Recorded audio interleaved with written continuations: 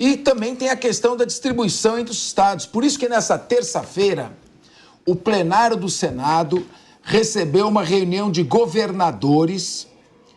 Tá rolando nesse momento. Então, está acontecendo nesse momento.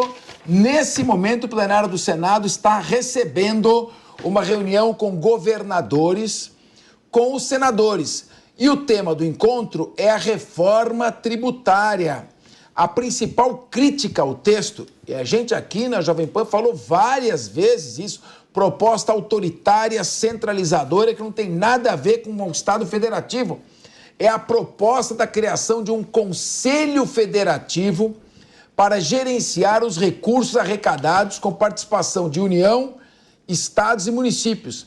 Esse órgão seria responsável por receber os impostos arrecadados, então vai tudo para o eixo central e depois faz a distribuição. Então, aquele movimento lá é centrífugo, né? Chama tudo para cá para depois distribuir. Uma outra reclamação é que os governadores dos estados que têm as maiores populações, como São Paulo, Rio de Janeiro e Minas, que são os que mais contribuem, teriam articulado uma pegadinha para ficar com poder de veto em qualquer decisão do Conselho. Rodrigo Pacheco, presidente do Senado, falou sobre esse debate. Abre aspas. Rodrigo Pacheco falando: permitiremos que todos os governadores possam se pronunciar na tribuna do Senado sobre a reforma, trazendo elementos, pontos de reflexão e críticas para que a gente faça o melhor trabalho possível. Fecha aspas. Marcelo Suano, como é que vai ser possível os governadores dos países dos estados que têm a maior população, praticamente estados-país, se entenderem que os estados que têm a menor população? É uma briga fratricida por recursos. Você vai distribuir mais para o sul e sudeste, mais para o norte e nordeste. Como é que fica? No Brasil tem 6, 7 nações dentro do mesmo país. Será que vai dar entendimento? Como todo inferno, ele é muito bem composto por boas intenções. É muito poético você dizer que essa centralização decorre da necessidade de estimular o desenvolvimento de outras regiões. Isso é a poesia, mas poderia ser feito de uma maneira muito mais clara. O problema aí não está na criação desse conselho. O problema aí está numa única coisa. Pacto federativo é que tem que ser revisto. O que cabe a cada um, o poder e o controle dos recursos que são produzidos. Aí alguém vai dizer assim, mas Suano, se isso acontecer, lá no Nordeste ou lá no Norte tem pobreza e eles precisam de dinheiro. Eu posso dizer como é que se faz. Sabe como é que faz isso? Chega pro governador lá e diz, cara, acaba com essa palhaçada de imposto que você vai ter um monte de gente querendo investir aqui no teu estado. E eles vão afluir porque você está dando condição e faz um pacto com os investidores para criarem infraestrutura. É muito melhor uma empresa produzir a infraestrutura porque ela vai fazer mais barato, ela vai fazer mais eficiente e mais rápido, porque ela quer o negócio funcionando, ao invés de ter algo que vai demorar décadas para funcionar ou décadas para ser concluído. O pacto federativo é que seria o problema. Aí nós temos a centralização. Como você disse, é uma centralização que está sendo apresentada para concentrar os recursos para depois distribuir. Isso significa apenas uma coisa, mais Brasília, menos Brasil, porque não é interesse de quem tem como modelo de desenvolvimento a concentração dos recursos no Estado para o Estado distribuir, que faça a descentralização das tomadas de decisão. É óbvio que o objetivo é concentrar cada vez mais. E aí, se os governadores forem inteligentes, os governadores dos grandes estados, eles devem fazer a seguinte tomada de decisão. Nós não podemos apoiar este absurdo, porque somos nós que produzimos. Se eles não produzirem lá, como falou o Zema certa vez, e todo mundo acusou o Zema estava apenas dizendo o seguinte, ele não estava falando mal do povo do Nordeste, ele estava falando mal da elite nordestina que permitiu que o Nordeste chegasse a isso. Então, o que deve ser feito? Que vocês façam planejamentos estratégicos e se abram para o mundo. Existe uma coisa nas relações internacionais que se chama paradiplomacia. O que é a paradiplomacia? É a diplomacia que cada governo municipal e estadual pode fazer sem necessitar de ter a mão do governo federal. Com a paradiplomacia, você pode fazer protocolos de cidades irmãs, você pode fazer protocolos de cooperação técnica internacional, abrir o teu estado para receber recursos, receber quadros, receber tecnologia livre, sem precisar do apoio do governo federal. Essa medida tem um objetivo: concentrar cada vez mais, porque isso dá poder para aquele que chega lá. Isso. E aí ele faz o que ele quer. Nicoli, eu soube agora que o governador Tarcísio de Freitas não está nessa reunião.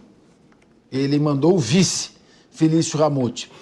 Essa é a demonstração de que é uma longa reunião de conversa fiada? Ou seja, deixa o pessoal falar, deixa o pessoal reclamar e depois nós vamos fazer aquilo que a gente quiser mesmo.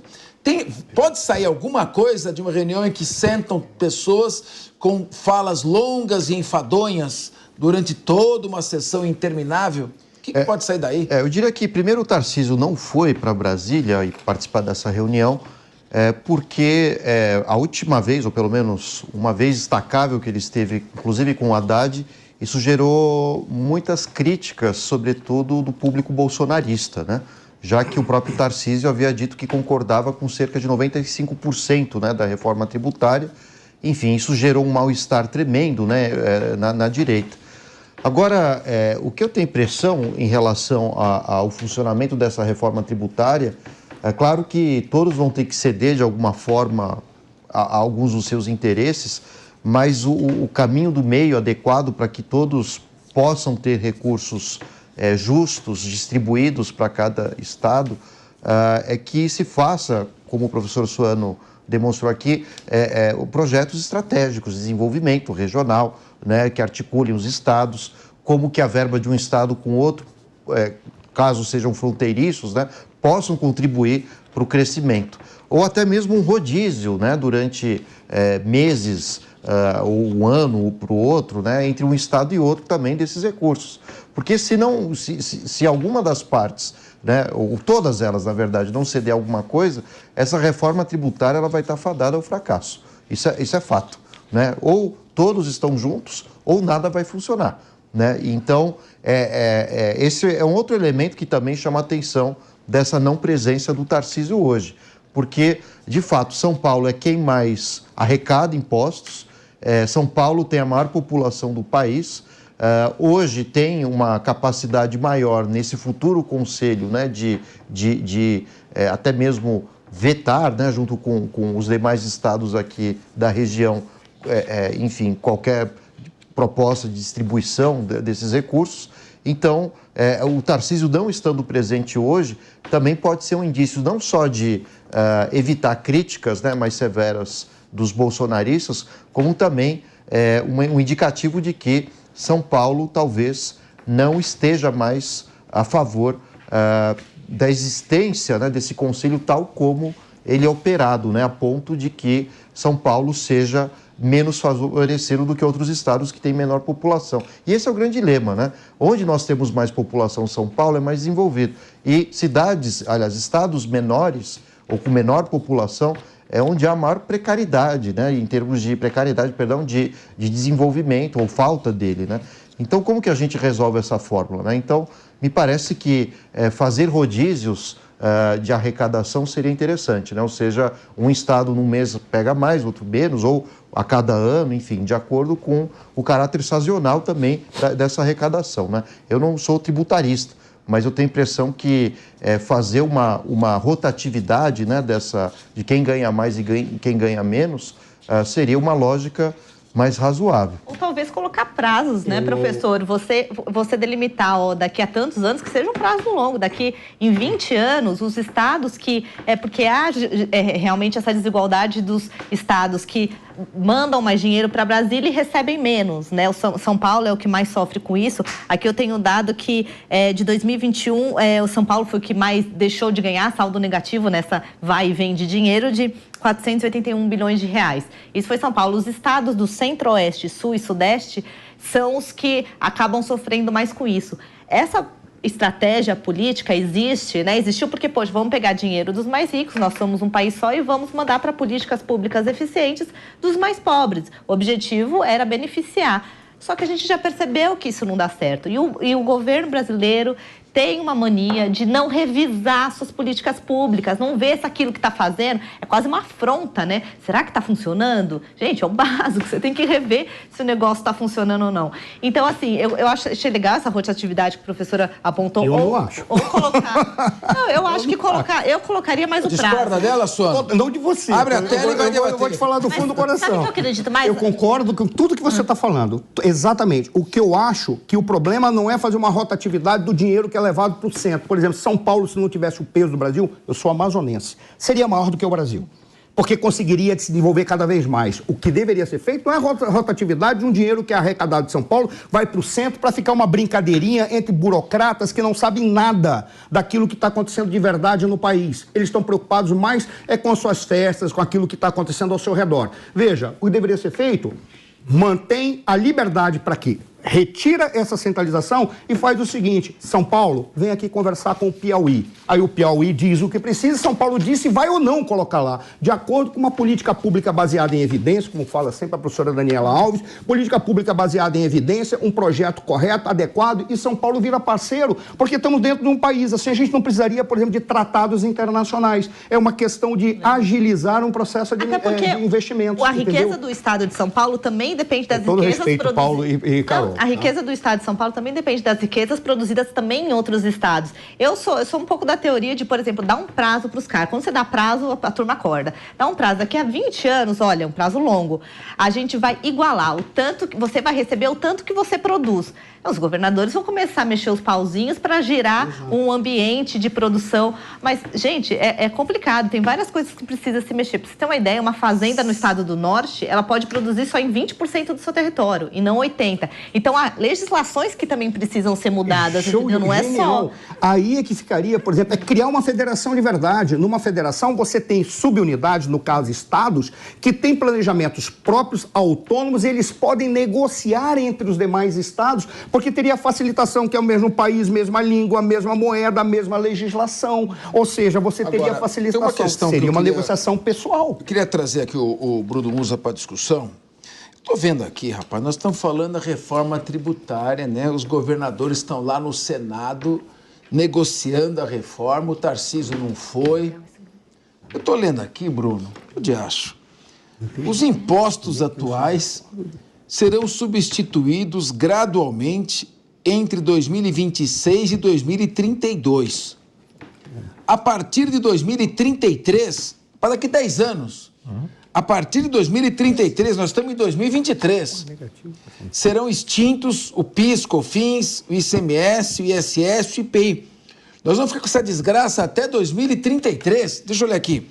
A partir de... IVA. A partir de... Sabe de quanto é? A partir de 2033, estão extintos o PIS, COFINS, ICMS, ISS e IPI.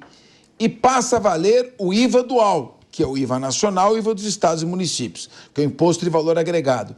Já em relação à transição da cobrança do imposto da origem para o destino, aí a mudança vai ser escalonada ao longo de 50 anos, entre 2029 e 2078.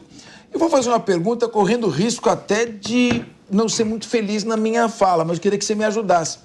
Será que essa reforma tributária, que vai valer daqui 10 anos e daqui 50, é só mais uma narrativa para dizer que fizemos a reforma tributária, mas é mais uma dos grandes planos debatidos pela esquerda que não vão ter efetividade? Estou pagando para ver. Esse prazo que deram aqui é para não entrar em vigor, porque no próximo Congresso Nacional já vão mudar tudo de novo. Bom, vamos lá. Eu estava vendo uma matéria mostrando que a partir de 2060 a taxa de natalidade no Brasil ela se torna negativa frente à mortalidade. Então a gente passa a ter mais pessoas vivendo no sistema do que contribuindo para ele. O que eu quero dizer? A reforma da Previdência, que foi tão falada, que o Paulo Guedes falava que era tão necessária mudar para a taxa de capitalização, que óbvio que vai precisar fazer, teremos que fazer outra reforma já de novo, porque a matemática é uma só. Se mais gente vive do sistema do que contribui, esse sistema ele vai ao negativo. Simples assim. Não tem discussão de ideologia. O principal discussão... gasto do governo é com a Previdência. Com a Previdência. O principal rumo do governo vem de Previdência. Então, não tem o que falar. Isso é uma matemática pura e simples. Você pode ser de esquerda, de centro, de direita, diagonal, de cima, abaixo, não importa. Uma matemática, ele vai virar negativo. Então, sim, vai ser mais, na minha opinião, se assim seguir, ela tende a ser mais uma reforma. Veja, vamos lá. O Brasil ele é um manicômio tributário. Empreender no Brasil, poxa, eu sou empreendedor aqui, empreender no Brasil é um ato de sobrevivência diária, né? Mas tem muitas oportunidades. Mas, de qualquer maneira, o que eu quero dizer com isso é que é extremamente urgente uma reforma tributária. A gente precisa disso. Só que o que a gente está vendo é que a taxação não para de subir. As complicações continuam e vão piorando. Então, esse processo todo dessa mudança até 2033, depois em 50 anos, da parte do origem para o destino, enfim, é um processo que ele, na minha opinião, vai ter que ir se adaptando ao longo de muito tempo. Se no Brasil, como cunhou Pedro Malan, até o passado é incerto, imagina daqui 50 anos que eles estão propondo numa mudança de agora que sequer a gente sabe qual vai ser a alíquota de imposto. É bem provável que a gente esteja muito próximo à Hungria, que é a maior taxa de IVA do mundo, de 27%. Então, eu acho que esse é um princípio de discussão. Na minha opinião, está todo torto, mas é um princípio de discussão que a gente precisa ir. Infelizmente, está se dando agora em que os interesses dos burocratas são muito mais levados em consideração. E para finalizar, só o que você falou, Suano, que eu concordo contigo, a gente já falou muito disso até nos bastidores, quando você falou o Brasil precisa se tornar uma federação, descentralizar o país, eu estou totalmente de acordo com isso. A gente não tem uma federação, a gente não tem um livre mercado e a gente não tem um capitalismo de verdade. O que a gente vive é capitalismo de compadrio, é privilégios aos setores, a gente não tem nada disso. Só que aí as pessoas, principalmente essas correntes mais à esquerda, culpam o capitalismo, culpam o livre mercado pelos problemas, só que eles não deixam que o livre mercado nem o capitalismo exista. Posso fazer um deboche? Não é deboche, vou fazer um comentário inadequado. Eu indicaria às vossas excelências que desse a medalha do pacificador para um cara como o Bruno, que sabendo de tudo isso, ainda põe o seu dinheiro aqui. E põe o seu dinheiro aqui para dinamizar a nossa economia, gerar emprego e gerar riqueza para outras pessoas. É ele que merece, porque é ele que pacifica o nosso povo.